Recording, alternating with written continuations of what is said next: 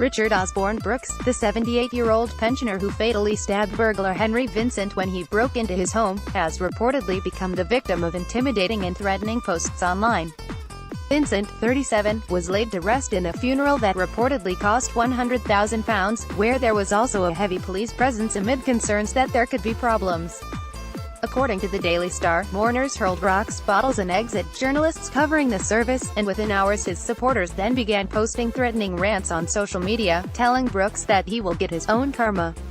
One woman apparently wrote on Facebook, "Richard, sick, a murder scumbag that deserves all he get." Another post said, "Richard the murdering scumbag who is scared to go home.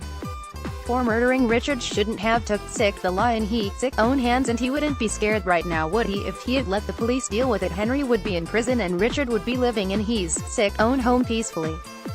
You knew what he was doing, murderer. You got your own karma to live in, the same as us, sick." Credit. During the attempted burglary on the 4th of April, Richard Osborn-Brooks is thought to have taken a screwdriver from Henry Vincent, fatally injuring him.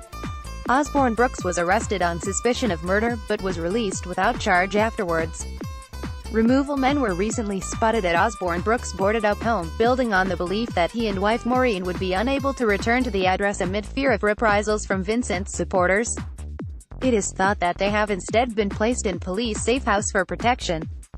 A neighbor, who did not wish to be named, told the Mirror, "We always hoped they would come back at some stage, but this looks rather final to me. It's all very sad." Another neighbor, who also wished to remain anonymous, said that the couple intended to sell their house because of fears that they will be targeted. The neighbor said, "They are waiting for the dust to settle before they announce that publicly and put their house on the market. It's the fact that they could come back on that his wife is disabled. They could terrorize him. It's not safe. He's got what happened that night on his conscience for the rest of his life now. He's never going to forget that he's killed someone. He's not a violent person. He's a really nice run-of-the-mill guy." Credit. Path Street also became a flashpoint for conflict between relatives and well-wishers of Vincent and those who support Osborn-Brooks, with flowers and cards being placed and then taken away several times by supporters of both sides of the dispute. Police were then forced to establish a permanent presence on the street to stop the tensions boiling over. Featured image. Credit.